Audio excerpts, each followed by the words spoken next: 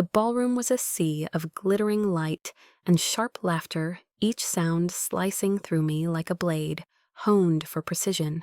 I stood at the edge of the crowd, my hands gripping a silver tray, its cold metal biting into my palms. My sister-in-law, Patricia, had thrust it into my arms an hour earlier, her voice syrupy but edged with disdain. "Evelyn, darling, you're so good at this?" She'd said, her manicured nails grazing my wrist as she handed me the tray. "Serve the drinks, won't you? You've always been so unobtrusive." Her smile was a weapon, polished and cruel, and I took the tray without a word. I always took the tray. This was the Ravens' gala, a celebration of Patricia's ascent to some corporate pinnacle, her name now emblazoned on letterheads and whispered in boardrooms. The Ravens were old Virginia stock, their legacy carved into the county courthouse and the brass plaques of the country club. Tonight the chandeliers cast their glow on her, her auburn hair swept into an elegant chignon, her pearls gleaming as she glided from guest to guest. Her husband Charles trailed her, his hand resting on her back, a portrait of pride and possession.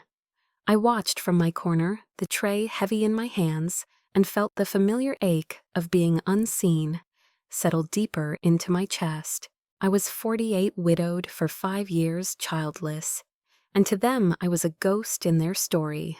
"Poor Evelyn," they'd murmur, when they thought I was out of earshot, their voices laced with pity or scorn. No children, no purpose, just drifting in that big empty house. They didn't see the scars hidden beneath my blouse, the ones that throbbed when the air turned damp.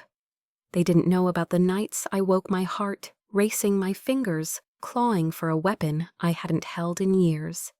They didn't know about the oaths I'd sworn, the secrets I carried like stones in my pockets. And I didn't tell them. Silence was my shield, my burden, my choice. The tray wobbled as I wove through the crowd, offering champagne flutes to men in tailored tuxedos and women in gowns that shimmered like liquid gold. A cousin Lila, with her sleek blonde bob and diamond studs, snatched a glass without glancing at me. "Oh, Evelyn," she said, her tone dripping with condescension. "You didn't need to dress up for this. We all know you're just pitching in." Her friends tittered, their eyes sliding over me like I was part of the decor. My black dress was simple, chosen from the back of my closet, where I kept the pieces that still felt like mine. It hugged my frame, understated, but deliberate, a quiet rebellion against their assumptions.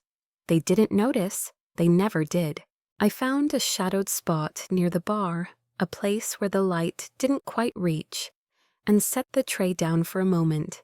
The air was heavy with jasmine perfume and the faint burn of cigar smoke, and my chest tightened not from the crowd, but from the weight of being erased. I leaned against the wall, my fingers brushing the silver locket at my throat, the one James gave me before the world took him. Inside was a photo of us, young and unbroken, and a tiny key I hadn't touched in years. I closed my eyes, letting the noise of the room fade, and for a moment I was somewhere else, somewhere the air was sharp with purpose, where my name meant something more than poor Evelyn. The string quartet shifted to a slower, mournful piece, and I opened my eyes. Patricia was at the podium now, her voice carrying over the crowd, polished and performative. "Family is our foundation," she said, her words ringing hollow in my ears. Family. The word landed like a bruise, tender and raw. I thought of James, the way his laugh could fill a room, the way his eyes found mine, no matter how crowded the space. I thought of the life we'd dreamed of, the one that ended in a hospital bed, his hand limp in mine, the machines falling silent. I thought of the years after the ones I'd spent in shadows, building a life no one here could fathom, and the years since letting them believe I was nothing. My nephew Tommy stumbled through the crowd, his tie askew, his face flushed with whiskey. He spotted me and grinned a sloppy, careless grin that promised trouble. "Aunt Ev," he called, his voice loud enough to turn heads. "You're a saint for this. Mom says you're the best at playing the help." The word struck like a whip, and the people nearby chuckled their glances, flicking to me, then away. I didn't flinch. I'd learned long ago how to keep my face still, how to let the hurt sink inward where it could be locked away. Just helping out Tommy. I said, my voice soft but steady. He shrugged, grabbing another drink from the bar, already turning back to his friends. I picked up the tray again, my hands steady now, and moved back into the crowd. The quartet's music wove through the air, a thread of sorrow that matched the ache in my chest. I thought of the missions I'd run, the nights spent in safe houses, the moments when a single decision meant life or death. I thought of the medals I'd never worn, the commendations locked in a safe no one knew existed. I could have told them. I could have walked to that podium and let the truth spill out. Let it burn through their pity and their scorn. But I didn't. Not yet. The tray was nearly empty when Patricia caught my eye from across the room. She beckoned me over her gesture, sharp, impatient, like summoning a servant. I walked to her, my steps measured my face, a mask of calm. She stood with a cluster of her colleagues, all crisp suits and sharper smiles. Their conversation a hum of power and privilege. "Evelyn," she said, her voice, carrying just enough to draw attention. "You're a godsend. I don't know how we'd manage without you scurrying about." The group laughed, a sound that grated against my skin, and I felt the heat rise in my cheeks, not from shame, but from the effort of holding back. I handed her a glass, my movements precise, and turned to go. "Oh, Evelyn," she called after me, her tone almost gleeful. "Don't forget to clear the tables later. It's what you do best." More laughter followed, and I kept walking my back. Straight, my heart a drumbeat in my chest. I returned to my corner, the tray now empty, and set it down with care. My hands trembled not from anger, but from the weight of carrying it all. Their words, their blindness, their casual cruelty. I looked out at the room, at the sea of glittering gowns and smug faces, and felt something shift inside me. Something small but unyielding. I wasn't here for them. I wasn't here to prove myself. I was here because I'd promised James I'd keep going. Because I'd sworn an oath that still bound me. Because I was more than they could ever comprehend. My fingers brushed the locket again, the key inside a cold, quiet reminder of who I'd been, who I still was. The quartet played on their notes, a soft lament, and I stood there invisible to the crowd, but not to myself. Not anymore. I took a breath, steadying myself, and let the moment settle. The gala stretched on, oblivious to the storm building inside me, oblivious to the truth waiting in the wings. The gala's lights dimmed as the quartet paused, and for a moment the room held its breath. I stood in my corner, the empty tray still at my side, my fingers brushing the locket's smooth surface. The weight of Patricia's words lingered, her laughter echoing in my mind, but something else stirred beneath it, a memory sharp and vivid, pulling me back to a life I'd buried. I closed my eyes and the ballroom faded. I wasn't here. I was 29, my boots sinking into the mud of a South American jungle, my pulse steady, despite the gunfire cracking in the distance. That night, I'd been Agent Raven, not Evelyn, not poor Evelyn. My hair was pulled tight beneath a tactical cap, my face streaked with sweat and dirt. The mission was simple, on paper, extract a diplomat's family before a cartel closed in. Simple until the plan unraveled ambush smoke screams. I'd carried a child on my back, her small hands clutching my vest, while I fired one-handed, my team falling back. We made it to the extraction point barely. The child lived. 2 of my team didn't. I still see their faces sometimes when the nights are too quiet. I opened my eyes and the ballroom snapped back into focus, the clink of glasses jarring against the memory of gunfire. I was 48 now, my body softer, my hands unmarked by calluses. But the woman who'd run that mission was still inside me, locked away, like the key in my locket. I'd left that life, or tried to, when James got sick. He'd known who I was, the only one who ever did. My warrior, he'd called me his voice soft, even as the cancer stole his strength. He'd made me promise to keep living, to find a way, to be Evelyn again, not just Agent Raven, I'd tried. God, I'd tried. But standing here, surrounded by people who saw me as less than nothing, I wondered if I'd lost more than him in that hospital room. I picked up the tray more out of habit than necessity and moved toward the bar to return it. The crowd parted slightly, their conversations a low hum, and I caught fragment stock prices, vacations, Patricia's latest triumph. No one spoke to me, not really. A woman in a sapphire gown bumped my shoulder, muttering an absent sorry without looking up. I didn't mind. Invisibility had its uses. It had kept me alive in places where a single glance could mean death, but here in this gilded cage of a ballroom, it felt like a different kind of death, slower, quieter, more insidious. Another memory flickered unbidden. A briefing room in D.C., the air thick with tension, the table lined with men in suits and uniforms. I was 32, the only woman there, my codename already. A whisper in the right circles. Agent Raven, the director, had said, his voice clipped, "You're our best shot." The mission was classified even now, but it involved aboard a bomb and a choice no one else could make. I'd walked out of that room with my orders and a weight I'd carry for years. When I returned, the director had shaken my hand, his grip firm, his eyes saying what words couldn't. I'd been proud then. I'd been someone. I handed the tray to the bartender, a young man with kind eyes, who nodded but didn't speak. I envied his anonymity, the way he could slip through this night without carrying a past that burned. I turned back to the room, my gaze drifting to the podium, where Patricia was now laughing with a group of men, their heads thrown back. Their confidence, a language I'd once spoken fluently. I could have joined them once. I could have walked into any room and commanded it, not with charm, but with the quiet authority of someone who'd seen the world's underbelly and walked away standing. But that was before the oaths, the secrets, the losses that piled up, like stones on a grave. I found my corner again, the shadowed spot that felt safer than the light. My fingers traced the locket's edge, and another memory surfaced softer this time. James and I on our porch in the early years, the air heavy with honeysuckle. He'd asked me about a scar on my shoulder, one I'd gotten in a place I couldn't name.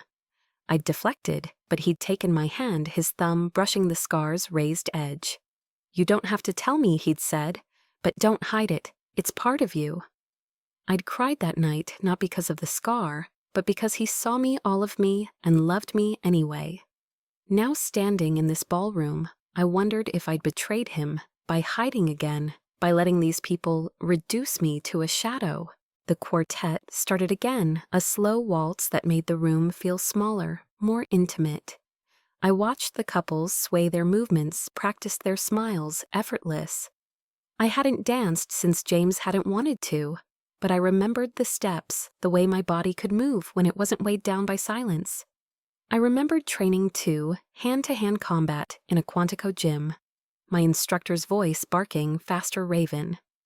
I'd been relentless then, driven by something I couldn't name. Duty, maybe. Or the need to prove I could carry the weight of a codename that felt too big for me. I'd carried it, though. For years I'd carried it. A woman's voice broke through my thoughts, sharp and familiar.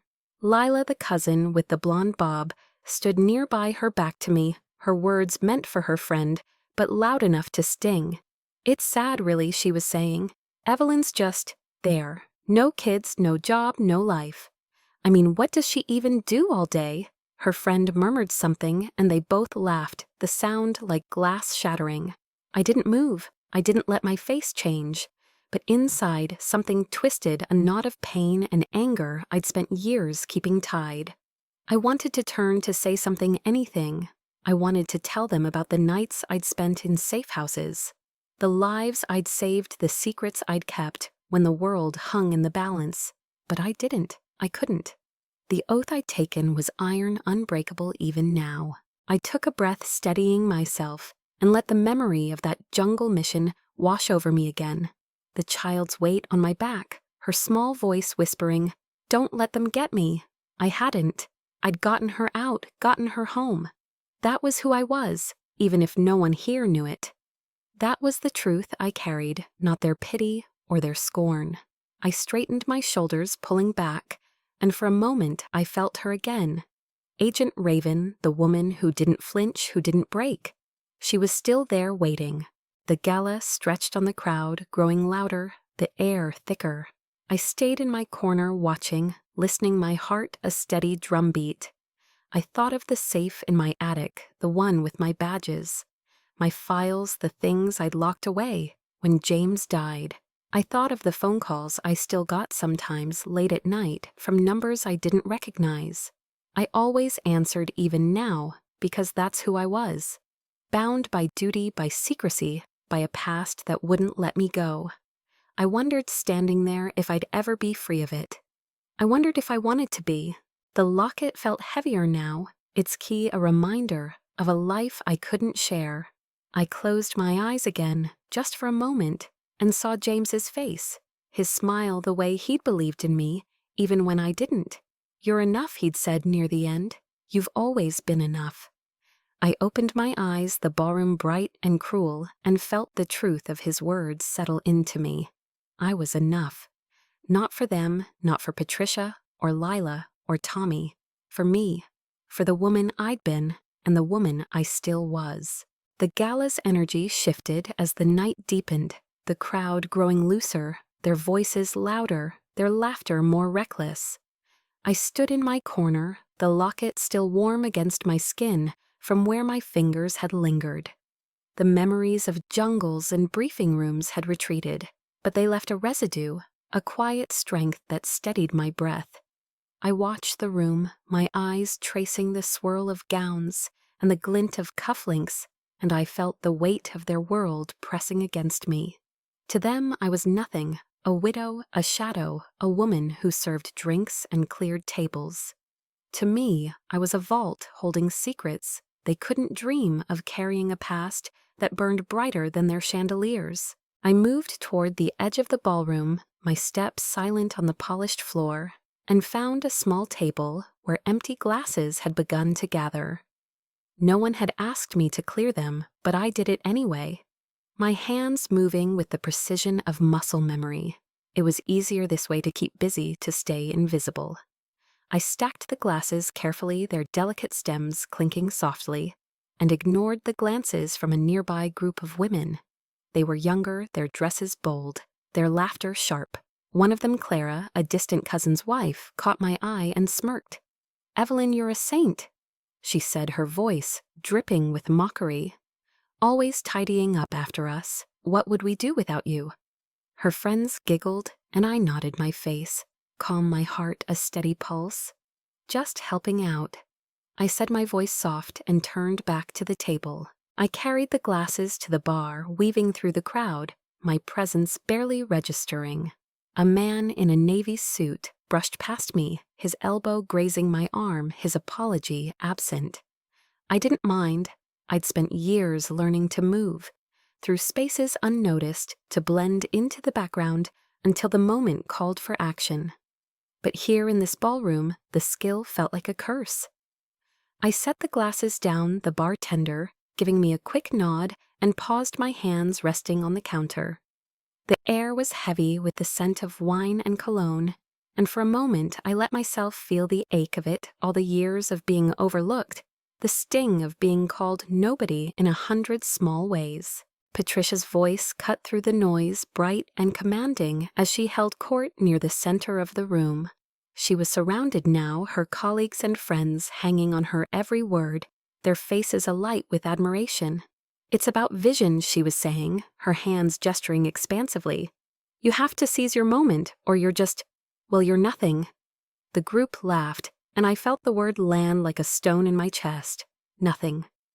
It was a word I'd heard before, not just from her, but from others. Lila, Tommy, the aunts who whispered at family dinners about my sad little life. They didn't know about the nights I'd spent in safe houses, my radio crackling with coded messages. They didn't know about the lives I'd saved, the crises I'd averted, the weight of decisions that still woke me at 3 a.m. They didn't know, and I couldn't tell them. I turned away from the bar, my hands empty now, and found myself face to face with my niece Sarah, Patricia's daughter. She was 25, her hair a cascade of curls, her dress a vivid emerald that caught the light. She smiled at me, but it was the kind of smile that doesn't reach the eyes. "Aunt Evelyn," she said, her voice light but edged, "you don't have to do all this, you know. Mom says you like it, but don't you ever want more?" The question hung between us, innocent on the surface, but barbed beneath. I looked at her youth, her confidence, and saw myself at her age, not in a ballroom, but in a training field.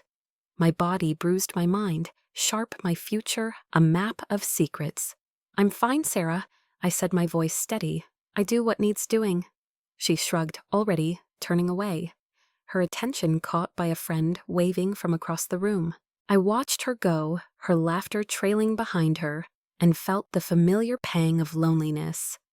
It wasn't just their words that hurt, it was the way they lived without questioning, the way they assumed I had nothing because I showed them nothing. Sometimes, in the quiet of my house, I forgot I was ever anything but forgotten. I'd sit at my kitchen table, a cup of tea, growing cold, and wonder if Agent Raven had been a dream, a story. I'd told myself to survive the years after James, but then I'd touch the locket or open the safe in my attic, and the truth would come rushing back, badges, files, a folded flag from a mission no one could ever know about. I was real. I was her. Even if they couldn't see it. I moved back to my corner, the one place in this room that felt like mine. The quartet played on their music, a soft undercurrent to the crowd's chatter, and I let my gaze drift. I saw Tommy now slouched at a table, his tie gone, his friends roaring with laughter. I saw Lila, her arm linked with a man who looked like he belonged in a magazine, her voice carrying as she boasted about her latest trip to Paris. I saw Patricia, still the center of her universe, her smile a beacon for everyone but me. And I saw myself reflected faintly in a nearby window, my black dress, my quiet posture, my face a mask of calm. I looked older than I felt, my hair streaked with gray, my eyes carrying a weight no one here could name. But I also saw the woman who'd walked through fire, who'd carried a child to safety, who'd stood in rooms where the fate of nations hung in the balance. I saw her and I held on to her. Another memory surfaced unbidden as I stood there. A hospital in Germany years ago. My arm in a sling, my ribs taped, my handler sitting beside me. "You did good, Raven," he'd said, his voice gruff but warm. Not many could have pulled that off. The mission had been a blur. Explosions a chase, through alleys a package secured. I'd nodded, too tired to speak, but his words had stayed with me, a rare moment of acknowledgement in a life built on silence. I'd been proud then, even through the pain. Now, standing in this ballroom, I wondered if pride was enough to carry me through nights like this, through years of being invisible. Clara's voice broke through my thoughts, loud and careless. She was nearby, talking to another woman, their heads bent close. "It's honestly tragic," she was saying. "Evelyn's like a spinster from some old novel. No family, no ambition, just existing." The other woman murmured agreement, and I felt the words settle into me, heavy but familiar. Spinster, burden, nobody. I'd heard them all before in different voices, different rooms. I could have corrected her, could have turned and told her about the commendations, the missions, the lives I'd touched. But what would it change? They'd only laugh harder or worse. They'd pity me more, thinking I'd made it up to feel important. So I stayed silent. My hands clasped my face. Still, I thought of James, the way he'd always known when I was hurting, even when I hid it. "You don't have to carry it alone," he'd say, his hand on mine, his eyes steady. But I did carry it alone now. The secrets, the scars, the truth of who I was.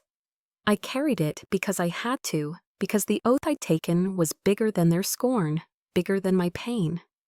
I carried it because Agent Raven didn't break, even when Evelyn wanted to. The gala stretched on the crowd, growing restless, the night heavy with excess. I stayed in my corner, watching, waiting, my heart a quiet drumbeat. I didn't know what I was waiting for, not yet, but I felt it, a shift in the air, a sense that something was coming.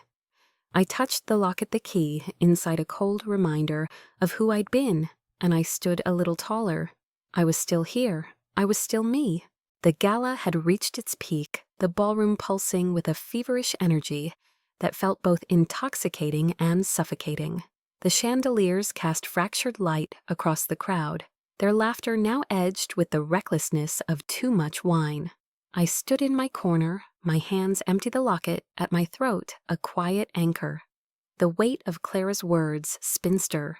Nobody still lingered, but I'd tucked them away, deep where they couldn't touch the part of me that remembered who I was. Agent Raven was still there, her pulse steady beneath my skin, even if Evelyn felt like she was fraying at the edges. I hadn't planned to stay this long. I'd almost skipped the gala altogether, the invitation sitting unopened on my kitchen counter for weeks. Patricia had called, her voice bright but insistent, saying it was a family event that I had to come. "We need you there, Evelyn," she'd said, and I'd heard the unspoken, to help, to serve, to fill the gaps no one else wants. I'd come out of politeness, or maybe out of habit, the way you keep showing up for people who never see you. But now, standing here, I felt a pull to leave, to slip out the side door and let the night swallow me. Yet something held me back, a flicker of instinct, the kind that had kept me alive in darker places than this. The quartet paused, and a hush fell over the room as Patricia took the podium again. Her dress shimmered a deep burgundy that commanded attention, and her smile was a polished weapon. "Ladies and gentlemen," she began, her voice carrying with the confidence of someone who'd never doubted her place tonight. "Isn't just about me. It's about legacy, about family, about the future we build together." The crowd murmured approval, their applause soft but warm. I watched her, my face, still my heart a quiet ache. Legacy, family, words that felt like doors slammed shut, locking me out. She went on, thanking her husband, her children, her colleagues, her voice rising with each name. I shifted slightly my back against the wall and noticed a few heads turn, not toward her, but toward the back of the room. A ripple of whispers spread, too soft to catch, but the air changed, grew heavier. I followed their gazes, my eyes scanning the crowd, but I saw nothing unusual, just more tuxedos, more gowns, more faces flushed with privilege. Still, my pulse quickened, a reflex from years of reading rooms for threats. I stayed still, my hands clasped my breath even. Patricia's speech ended, and the applause swelled, pulling the room's attention back to her. She stepped down, her arm linked with Charles's, and the quartet struck up again, a lively piece that sent couples to the dance floor. I took a step toward the bar, thinking I'd collect more glasses, keep my hands busy, but a voice stopped me. "Evelyn, there you are." It was Lila, her blonde bob gleaming, her smile too wide to be kind. She stood with two other women, their dresses a riot of color, their eyes sharp with amusement. "We were just saying how sweet it is, you helping out like this," she said, her voice loud enough to draw glances. "It's so you." I nodded, my lips pressed into a faint smile. "Just doing my part." I said, my voice soft but steady. One of the women, someone I didn't know. Her hair a sleek curtain of black, leaned in, her tone conspiratorial. "You must love these events, getting to be part of it all without the fuss. No pressure, no expectations." Her laugh was light, but it cut, and Lila joined in, her eyes flicking over me like I was a curiosity. I didn't flinch. I'd faced worse than their pity, worse than their thinly veiled scorn. I'd faced rooms where silence meant survival, where a wrong move meant death. This was nothing, but it still hurt. I turned to go, my steps measured when Tommy appeared. His face redder now, his grin sloppy. "Aunt Ev, you're killing it," he said, slinging an arm around my shoulders, his breath sharp with whiskey. "Mom says you're the backbone of this thing, like the unsung hero of dirty dishes." The women laughed, and a few nearby guests turned their smiles, indulgent, their eyes sliding past me. I eased out from under his arm, my movement smooth, my face calm. "Thanks, Tommy," I said, my voice low. "I'll be around." He waved me off, already stumbling back to his friends, and I felt the room close in the air, thick with their dismissal. I found a new spot closer to the back, where the shadows were deeper. The dance floor was alive now, couples spinning their laughter, rising over the music. I watched them, my hands clasped, and felt the ache of being outside it all. Not just this room, but this life. The one where people boasted about promotions, planned vacations, built families. I'd had that once, or the promise of it. James and I had talked about children, about a house with a garden, about growing old together. But life had other plans, and I'd buried those dreams with him, along with the woman I'd been before the FBI, before Agent Raven. I thought of skipping the rest of the night, of slipping out now. But the doors opened at the far end of the room, and a new group entered. They were different, sharper, more purposeful. Their suits crisp, their movements disciplined. I recognized the type, government, maybe military. Their posture speaking of authority, their eyes scanning the room with intent. My heart kicked, not from fear but from instinct, the kind that had kept me alive in places where danger wore no uniform. I stayed still, my back to the wall, my gaze steady. The crowd didn't notice them, not really. They were too caught up in their dancing, their drinking, their self-importance. But I saw the way the newcomers moved, the way they fanned out slightly, their hands loose but ready. I saw the man at the center, older, his hair silver, his suit impeccable, his face lined with a quiet intensity. He wasn't here for the gala, not for Patricia's legacy or the Raven's name. He was here for something else, and a part of me, the part that was still. Agent Raven knew it was important. I took a breath, steadying myself, and felt the locket against my skin, its key, a cold reminder of who I'd been. The quartet played on oblivious, but the room felt different now, charged with a tension only I seemed to feel. I thought of the safe in my attic, the badges and files I hadn't touched in years. I thought of the phone calls I still got, the ones I answered in the dark, my voice low, my answers careful.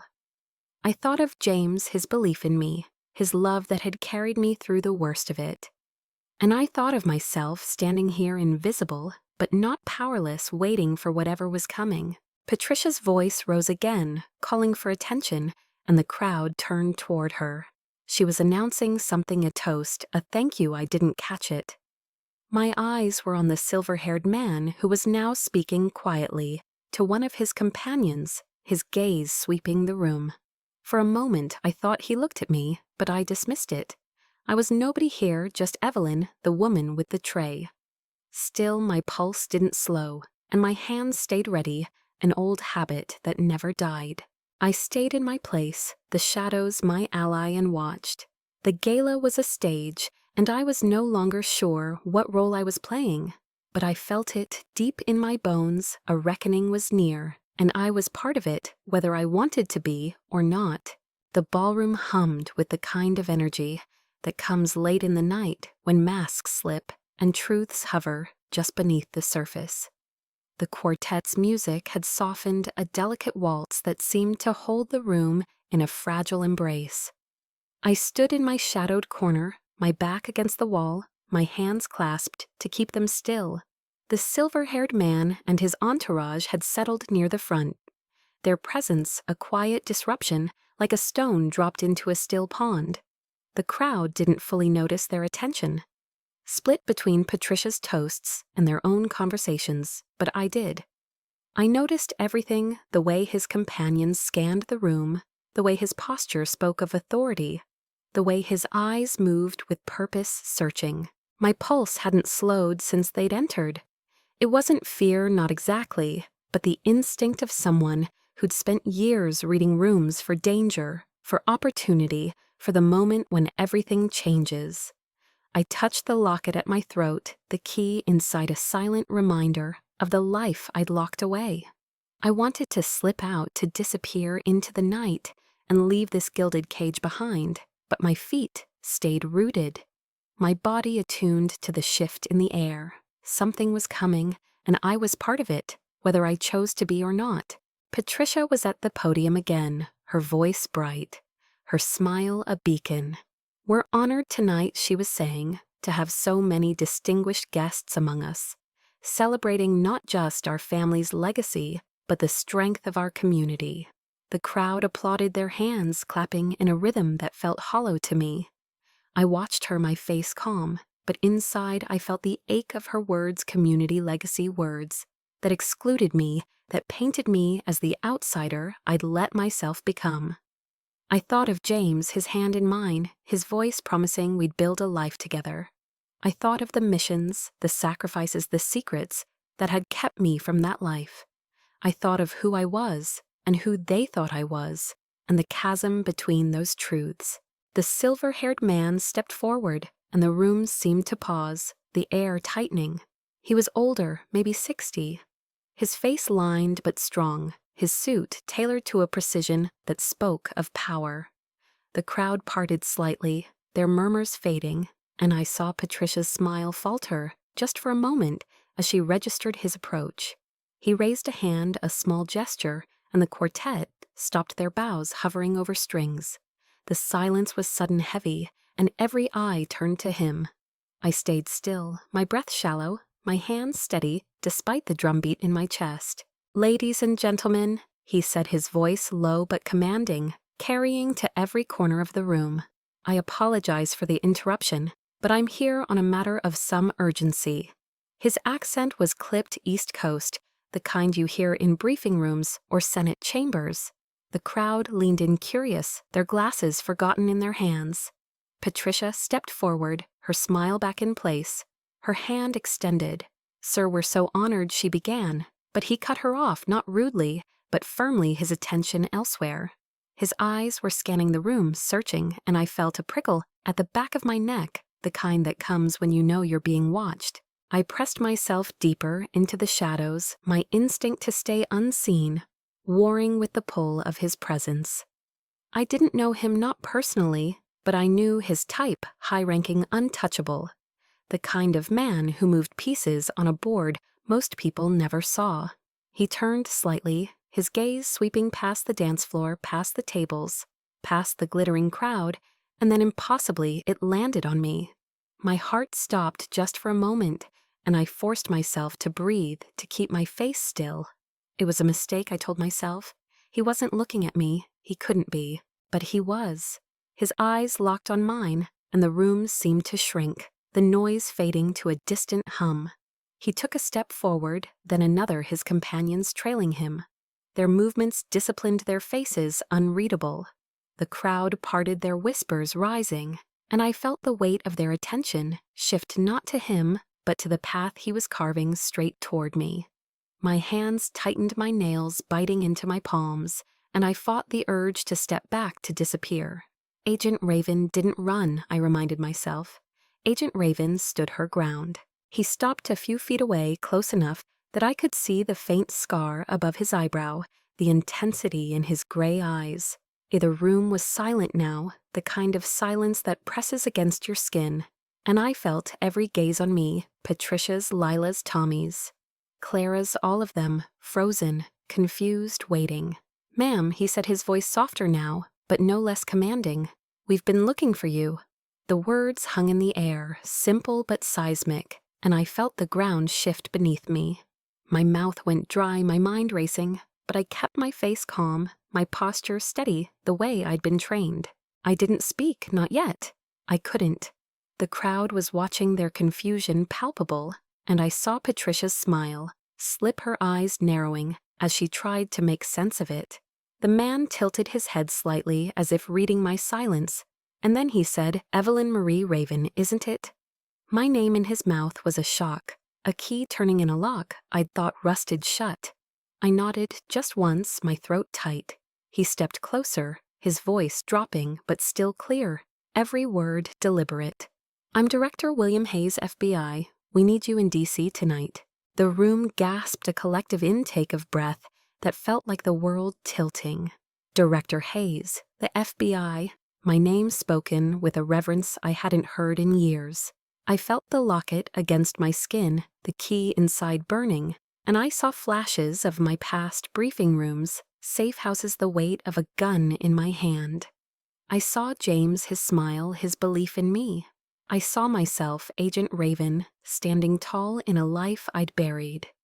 And I saw the crowd, their faces a mix of shock and disbelief, their certainty about me crumbling like ash. Patricia took a step forward, her voice sharp, trying to reclaim control. "There must be some mistake," she said. Her laugh forced her eyes darting between me and Hayes. "Evelyn's she's family, she's not." She stopped, her words faltering as Hayes turned to her, his expression unyielding. "No mistake," he said, his tone final. "Agent Raven is exactly who we need." The word agent landed like a thunderclap, and I felt the room shift again, the air electric with realization. I looked at him, at Director Hayes, and saw something in his eyes, not just authority, but respect, the kind I'd earned in rooms no one here could imagine. I wanted to speak, to downplay it, to slip back into the shadows where I'd lived for so long.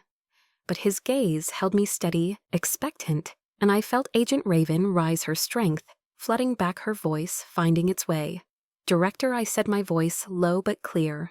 "I'm retired." It was a test to shield, but he shook his head, a faint smile touching his lips. "Not tonight, you're not," he said. "We need you. The country needs you." The crowd was silent, their eyes wide, their drinks forgotten. I saw Lila's mouth open, then close, her smirk gone. I saw Tommy, his face pale, his whiskey glass trembling.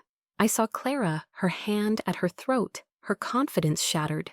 And I saw Patricia, her face a mask of shock, her world unraveling as the truth about me took root. I stood there, Evelyn Marie Raven, Agent Raven, and for the first time in years, I felt seen, not just by Hayes, but by myself. The silence in the ballroom was a living thing, heavy and taut, pressing against my skin, as Director Hayes's words echoed in the air. "Agent Raven." My codename, spoken aloud, for the first time in years, felt like a blade, unsheathed, sharp, and unfamiliar. I stood there, my hands still clasped my black dress, suddenly too small for the woman I'd been, the woman I was becoming again. The crowd's eyes were on me, hundreds of them wide, with shock, confusion, and something else, disbelief maybe, or the dawning realization that they'd misjudged me. I felt their stares, but I kept my gaze on Hayes, his gray eyes steady, anchoring me in a moment that threatened to unravel everything. "Agent Raven," he said again, his voice deliberate, each syllable a hammer striking stone. "Your country needs you in D.C. tonight. We don't have time to waste." His tone was respectful but urgent, the kind that carried weight in rooms where decisions shaped history. I opened my mouth to respond, to deflect, to cling to the safety of my silence, but the words caught in my throat. My heart pounded, not with fear, but with the rush of being seen, of being called back, to a life I'd thought was gone. I nodded just once, my lips pressed tight, and saw a flicker of approval in his eyes. The crowd was frozen, their glasses forgotten, their whispers silenced. Patricia stood a few feet away, her face pale, her burgundy dress no longer commanding the room. Her mouth opened, then closed, as if she couldn't find words to bridge the gap between the Evelyn she knew and the woman Hayes was addressing. Lila's smirk had vanished, her hand clutching her friend's arm, her eyes darting between me and the director. Tommy swayed slightly, his whiskey glass empty, his bravado replaced by a slack-jawed stare. Clara, who'd called me a spinster hours ago, looked like she'd been slapped, her hand still at her throat, her confidence in ruins. Hayes turned, slightly addressing the room, now his voice carrying the authority of someone who didn't need to shout. "For those who don't know," he said, "Evelyn Marie Raven, codename. Agent Raven is one of the finest operatives the FBI has ever had. Her service, much of it classified, has saved countless lives, protected our nation, and shaped outcomes most of you will never fully understand." He paused, letting the words sink in, and I felt the room shift, the air charged with a new kind of silence, reverence, not dismissal. "She's been out of the field for some time, but her expertise is unmatched, and tonight we need her back." A memory flashed unbidden, cutting through the moment like a blade. I was 34, crouched in a safe house in Istanbul, my radio crackling with static, my partner's blood on my hands. The mission had gone wrong. It was bad, the target was a trap, and we were pinned down. I'd made the call to abort, to carry him out, to get us both to safety. He didn't make it, but I did, and the package we'd secured stopped a crisis that would have lit the world on fire. I'd stood in a debriefing room days later, my arm in a sling, my eyes hollow, and the director Hayes's predecessor had pinned a commendation to my jacket, his voice low. "You saved us, Raven. You always do." I'd nodded, too tired to speak, but the weight of that moment had stayed with me, a reminder of what I'd given, what I'd lost. I blinked, the memory fading, and found myself back in the ballroom. Hayes's eyes on me waiting. I wanted to shrink, to tell him I wasn't that woman anymore, that Agent Raven had died with James, with the life I'd left behind. But his gaze held me steady and unyielding, and I felt her stir inside me. The woman who'd run through fire, who'd carried a child to safety, who'd stood in rooms where the stakes were higher than anyone here could imagine. I straightened my shoulders, pulling back, and met his eyes. "Director," I said, my voice low but clear, "I'm not sure I'm the right person for this." He shook his head, a faint smile touching his lips. "You've never been the wrong person, Evelyn. Not once." The use of my first name, soft but deliberate, was a bridge between who I was and who I'd been, and it broke something in me, not a crack, but a release, like a door swinging open. I nodded again this time with conviction and saw his smile widen just slightly before he turned back to the room. The crowd was still silent, but their faces had changed. Where there'd been pity, there was now awe. Where there'd been scorn, there was now shame. I saw Sarah Patricia's daughter, her emerald dress, catching the light, her eyes wide with something like wonder. I saw Lila's friend, the one with the sleek black hair, whispering to her, her voice too low to catch, but her expression stunned. I saw Tommy, his glass now on the table, his hands in his pockets, his head bowed as if he couldn't meet my gaze. And I saw Patricia, her smile gone, her hands clasped so tightly her knuckles were white, her world upended by the truth she'd never bothered to seek. Hayes gestured to one of his companions, a younger man in a crisp suit, who stepped forward with a small case. He opened it, revealing a badge, my badge, the one I'd locked away years ago. Its edges still sharp, its weight a reminder of who I'd been. Hayes took it, holding it up, so the crowd could see the FBI seal glinting under the chandeliers. "This belongs to Agent Raven," he said, his voice steady. "And tonight we're asking her to carry it again." He turned to me, the badge in his hands, and extended it not as a command, but as an invitation. I hesitated, my breath catching, and another memory surged, my greatest sacrifice. The one I never spoke of, not even to James. A mission in Eastern Europe, a child hostage, a bomb ticking down. I'd gone in alone, against orders, because I knew I could get her out. I did, but it cost me a teammate, a piece of my soul, and nearly my life. The scars on my back, hidden under my dress, were from that night a map of what I'd given.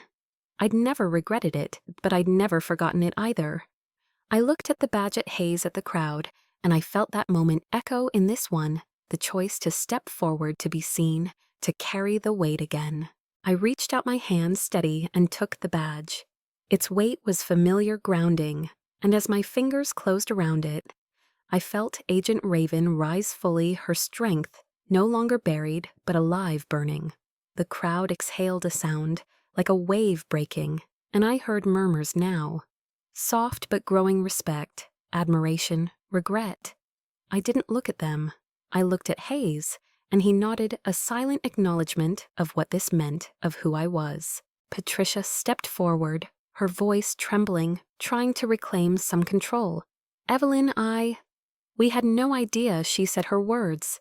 Stumbling, her eyes searching mine for something, forgiveness maybe, or understanding.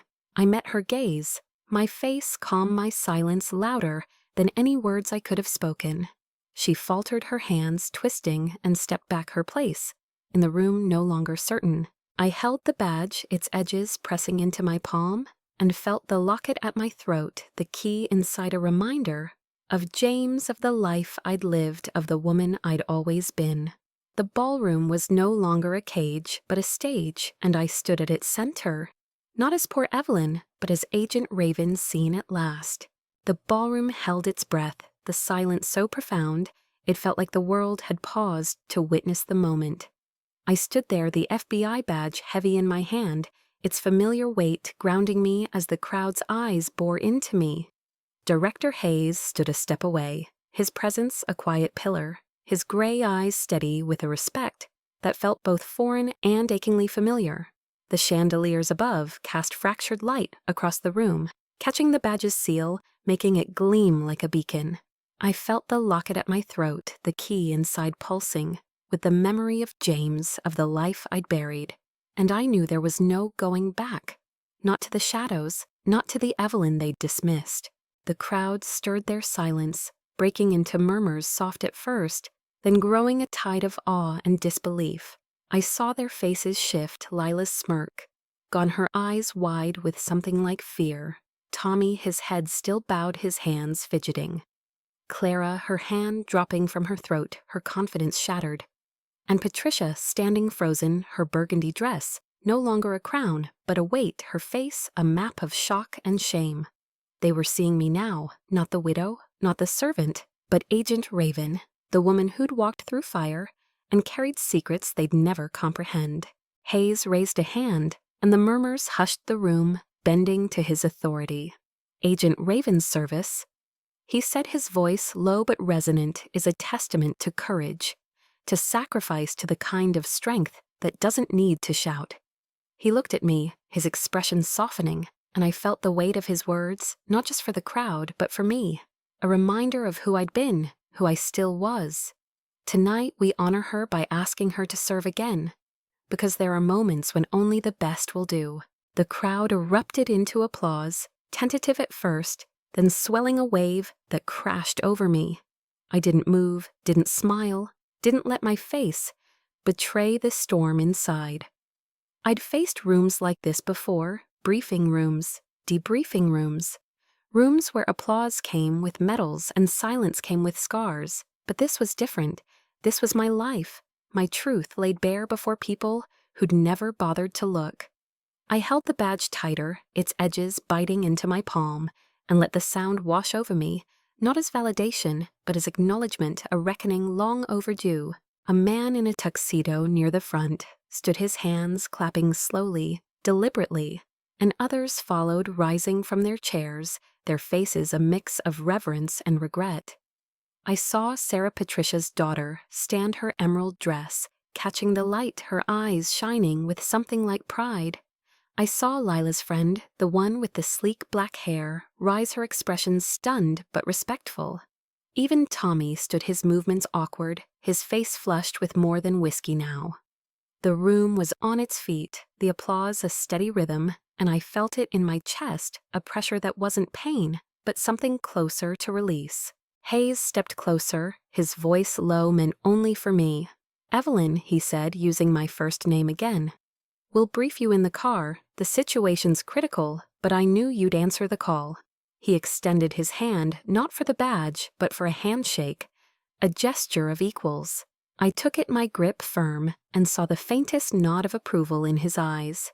He stepped back, and one of his companions, the younger man in the crisp suit, moved forward, holding a small velvet box. Hayes took it, opened it, and revealed a medal, simple, unadorned, but heavy with meaning. "This was meant for you years ago," he said, loud enough for the room to hear. "For a mission we can't name, but whose impact we'll never forget." He pinned the medal to my dress, his movements precise, and the crowd's applause surged again, louder now, a sound that felt like it could lift the roof. I didn't look at the medal, didn't need to. I knew what it was, for the child in Eastern Europe. The bomb, the night that left scars on my back and a hole in my heart. I'd never expected recognition, had never wanted it. But standing here with the weight of the medal against my chest, I felt something shift, a quiet justice that didn't erase the pain, but gave it purpose. The applause faded, and the room seemed to hold its breath again, waiting for what came next. Patricia stepped forward, her hands twisting her face. A battleground of emotions, shock, shame, and something like desperation. "Evelyn," she said, her voice trembling. "We didn't know. I'm so sorry. We should have—" Her words trailed off her eyes, searching mine for absolution, for a way to undo years of dismissal. I looked at her, my face calm, my silence. A wall she couldn't climb. I could have spoken, could have told her it was fine, that I understood, but I didn't. My silence was enough, a mirror reflecting her own failures back at her. She stepped back, her shoulders slumping. Her place in the room no longer certain. Lila approached next her steps, hesitant, her smile gone. "Evelyn, I had no idea," she said, her voice small, her eyes avoiding mine. "You're incredible." The word sounded foreign in her mouth, and I nodded just once, my expression unchanged. She lingered as if expecting me to say something to ease her guilt, but I didn't. I'd spent years absorbing their pity, their scorn. I didn't owe them comfort now. She turned away, her face flushed, and rejoined her friends, their whispers now. About me, not against me. Tommy was last his tie, still missing his hands, shoved deep in his pockets. "Aunt Ev," he mumbled, his voice thick. "I was a jerk. I didn't mean—" He stopped, his eyes meeting mine. For the first time all night, and I saw something there, regret, yes, but also a flicker of respect. I tilted my head, acknowledging him, but said nothing. My silence spoke louder than any words could, and he nodded as if understanding, before stepping back into the crowd.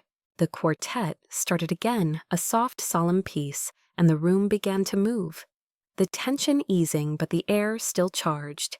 People approached me now, their hands extended, their voices low with admiration. "Thank you for your service," one man said, his grip firm, his eyes sincere. "You're a hero, a woman," whispered her hand, touching my arm, her smile warm. I nodded, thanked them, but kept my responses short, my focus on Hayes and the task ahead.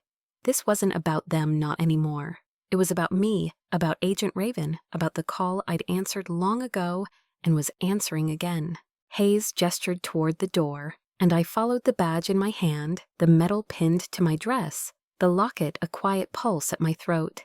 The crowd parted their eyes following me, their whispers a soft hum of respect. I felt their gazes, but I didn't look back. I thought of James, his smile, his belief in me, and I felt him with me, a warmth that carried me forward. I thought of the child I'd saved, the missions I'd run, the scars I bore. I thought of myself, Evelyn Marie Raven. Agent Raven and I walked with my head high, not for them, but for me. As we reached the door, Hayes paused, turning to me. "You ready?" He asked, his voice low, his eyes searching mine. I nodded, my voice steady. "Always, Director." He smiled, a real smile this time, and opened the door, the night air cool against my skin. I stepped through the ballroom, fading behind me, the weight of my past no longer a burden but a crown. The night air was cool against my skin as I stepped out of the ballroom, the heavy oak doors closing behind me with a soft thud. The gala's noise, laughter, music, the clink of glasses faded into a distant hum, replaced by the quiet hum of the Virginia night.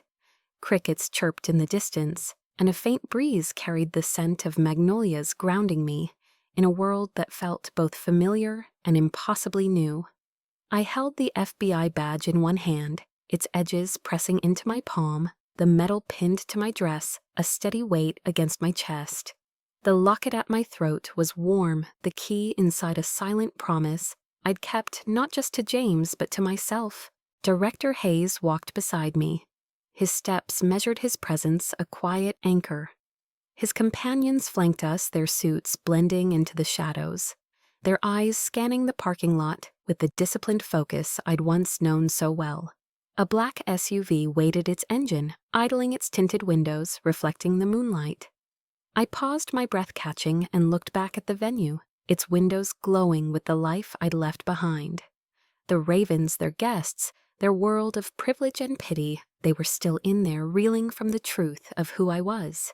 But I was here outside, standing in the open, no longer a shadow. Evelyn Hayes said, his voice low, pulling me back. We'll brief you on the way. It's a short drive to the airstrip. His tone was professional, but there was warmth there, a respect that made my chest ache. I nodded, slipping the badge into my pocket, its weight a reminder of the call I'd answered, the life I was stepping back into. Yes, Director. I said, my voice steady, though inside I felt the pull of two worlds, the quiet life I'd built and the one that had never truly let me go. We reached the SUV, and one of Hayes's men opened the door, gesturing for me to climb in. I hesitated, just for a moment, my eyes drifting to the sky, where stars blinked through a veil of clouds. I thought of James, his hand in mine, his voice whispering, "You're enough." I thought of the missions, the scars, the child I'd carried. Through a jungle, the nights I'd woken, gasping, my hands reaching for a gun that wasn't there. I thought of the years I'd spent invisible, serving drinks, clearing tables, letting the ravens reduce me to nothing. And I thought of tonight, of Agent Raven rising, of the room falling silent, of the truth that had set me free, not from them, but from the cage I'd built around myself. I climbed into the SUV, the leather seat cool against my skin, and Hayes slid in beside me. The door closed and the vehicle pulled away, the gala shrinking in the rearview mirror. I didn't look back. There was no need. That world with its chandeliers and cruel whispers belonged to someone else now. I was Evelyn Marie Raven, Agent Raven, and I was moving forward, not with triumph, but with grace, the kind that comes when you've carried your pain and found it made you stronger. The drive was quiet at first, the hum of the engine a soft backdrop to my thoughts. Hayes opened a tablet, its screen glowing with classified files, and began the briefing. "We've got a situation in D.C., he said, his voice clipped efficient. "A threat we can't discuss here, but your expertise, your specific experience is critical." He glanced at me, his eyes searching, and I nodded. My mind already shifting, the old instincts kicking in. I was ready, not because I wanted to be, but because I'd never stopped being her, the woman who ran toward danger, who carried the weight, who didn't break. As he spoke, I let my gaze drift to the window, the dark Virginia countryside blurring past. I thought of my house, the one I'd return to when this was over. It was small, unassuming, with a porch where I'd sit with my tea, watching the world go by. I'd go back to it, to my quiet life, but something had changed. The ravens, their pity, their scorn, they'd see me differently now. But more importantly, I saw myself differently. I wasn't just Evelyn the widow, the nobody. I was Agent Raven, and that truth lived in my spine, my scars, my silence. I didn't need their validation, their apologies. I never had. I thought of Patricia, her face pale, as she stammered her regret. I thought of Lila, her smirk gone, her words faltering. I thought of Tommy, his head bowed, his bravado stripped away. They'd carry their shame, their regret, and that was enough. Not revenge, not vengeance, but justice. The kind that comes when truth speaks louder than lies. I felt no anger toward them, no need to prove anything more. I'd stood in that ballroom badge in hand metal on my chest, and I'd been seen. That was my piece. The SUV slowed, and I saw the airstrip ahead, a small jet waiting, its lights cutting through the dark. Hayes closed the tablet, his voice softening. "Evelyn," he said, "I know what we're asking. I know what you've given already. Thank you." I met his eyes, saw the weight of his own years, his own sacrifices, and nodded. "It's who I am, Director," I said, and the words felt like a vow, not just to him, but to myself. We stepped out the night air sharp now, and I walked toward the jet, my steps steady, my head high. The badge was in my pocket, the medal still pinned to my dress, the locket a quiet pulse at my throat. I paused at the steps, my hand brushing the railing, and took one last look at the horizon, where the first hint of dawn was breaking a thin line of gold against the dark. I thought of you, the viewer, the one listening to this story, and I wanted to say something to leave you with the truth I'd found. You don't need to explain your past to anyone. I'd tell you, my voice soft but sure. It lives in your spine, in the way you carry yourself, in the choices you make when no one's watching. You are enough, not because they see you, but because you see yourself. I'd smile just a little and turn away, not for effect, but because the jet was waiting, because the mission was calling, because I was ready. I climbed the steps, the crew nodding as I passed their respect, unspoken but clear. Inside, I found my seat, the cabin quiet, the hum of the engines a steady promise. I opened my hand, looking at the badge one more time, its seal catching the dim light. Then I slipped it back into my pocket next to the locket and leaned back, closing my eyes. I saw James, his smile, his hand in mine. I saw the child I'd saved, her small hands clutching me. I saw myself not as poor Evelyn, not as the woman who served drinks, but as Agent Raven, whole and unbroken. The jet took off the ground, falling away, and I felt a quiet peace settle over me. I was going to DC, to a mission I didn't yet understand, but that didn't matter. I was going as myself, all of myself, and that was enough. Back home, the safe in my attic waited its contents: badges, files, a folded flag, a testament to a life I'd never fully leave behind. But for now, I was here in the sky, carrying my past, my present, my power with a grace that needed no applause.